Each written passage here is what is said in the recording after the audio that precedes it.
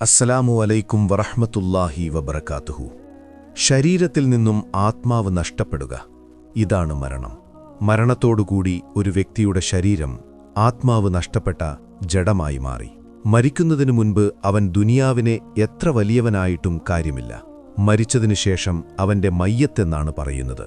അതെത്ര വലിയ രാജാവായാലും ശരി. അതിന്റെ വലിയ ഉദാഹരണങ്ങളിലൊന്നാണ് കഴിഞ്ഞ ദിവസം മരണപ്പെട്ട സിനിമാ നടനും എഴുത്തുകാരനും കൂടിയായിട്ടുള്ള ശ്രീനിവാസന്റെ മരണം. ഏറെ നാളായി വാർദ്ധക്യസഹജമായ അസുഖങ്ങളെ തുടർന്ന് അദ്ദേഹം ചികിത്സയിലായിരുന്നു. ഹൃദയസംബന്ധമായ അസുഖങ്ങൾ അദ്ദേഹത്തെ കാര്യമായി അലട്ടിയിരുന്നു. 2022 അദ്ദേഹം ബൈപ്പാസ് സർജറിക്ക് വിധേയനായിരുന്നു.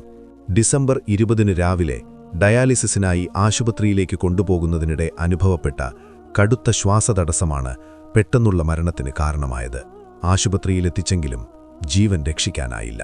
നമ്മൾ പറഞ്ഞു വന്നത്, ഈ ലോകത്ത് അല്ലാഹു അവന്റെ സർവ്വസൃഷ്ടികൾക്കും നിർബന്ധമാക്കിയ ഒരു കാര്യമാണ് മരണമെന്നുള്ളത്.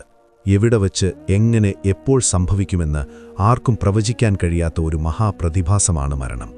സർവ്വസൃഷ്ടികളും മരണത്തെ രുചിക്കുമെന്ന ഖുറാനിക ആയത്തിനെ നാം വിചിന്തനം ചെയ്യേണ്ടത് അനിവാര്യമാണ്.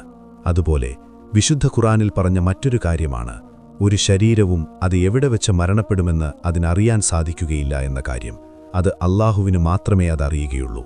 അതെ, ഒരു ചെറിയ രോഗം മതി നമുക്കെല്ലാം നഷ്ടപ്പെടാനും ഈ ലോകത്തോട് വിട പറയാനുമെന്ന സത്യം നാം മനസ്സിലാക്കണം. എത്ര പണവും പ്രശസ്തിയും അധികാരവും ഉണ്ടായാലും ഒരു ചെറിയ രോഗം വന്നാൽ തീരാവുന്നതേയുള്ളൂ എല്ലാം. അതെ, ഈ ലോകത്തെ ചെറിയ ഒരു ജീവിതം വെച്ച് നാം അഹങ്കരിക്കരുത് മനുഷ്യരെ. അതുപോലെ തന്നെ അദ്ദേഹത്തിന്റെ അവസാന കർമ്മങ്ങൾ നടക്കുമ്പോൾ ഒടുവിൽ അദ്ദേഹം ഒറ്റയ്ക്കാണ് ആ ആഴിയിലേക്ക് പോയത്. ഇതുവരെ കൂടെ ഉണ്ടായിരുന്ന ആരും അദ്ദേഹത്തോടൊപ്പമില്ല.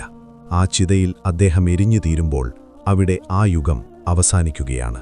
കൂടെയുള്ളവരെല്ലാം ആ ചിതയ്ക്ക് സമീപം വരെ മാത്രം.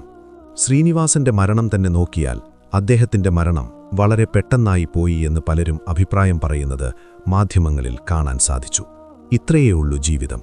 ഇവിടെ ശ്രീനിവാസന്റെ മരണം എടുത്തു പറയാൻ കാരണം ഒരു ഉദാഹരണമായി മാത്രമാണ്. ഇതുപോലെ ദിനം പ്രതി നിരവധി ആളുകൾ ഈ ലോകത്തോട് വിട പറയുന്നു. ആശകളും പ്രതീക്ഷകളുമായി അടുത്ത പുലരിയെ കാത്തിരിക്കുന്ന മനുഷ്യരിലേക്ക് ക്ഷണിക്കപ്പെടാത്ത വിരുന്നുകാരനായി മരണത്തിന്റെ മാലാഖ കടന്നുവരുന്നു. ഇത് ഹക്കീമായ, തികഞ്ഞ യുക്തിയോടെ മാത്രം എല്ലാം സംവിധാനിക്കുന്ന അല്ലാഹുവിന്റെ നിയതിയാണ്. ആരും രക്ഷപ്പെടാത്ത തീരുമാനം. ജനിച്ചു എങ്കിൽ ഒരു നാൾ മരിക്കും.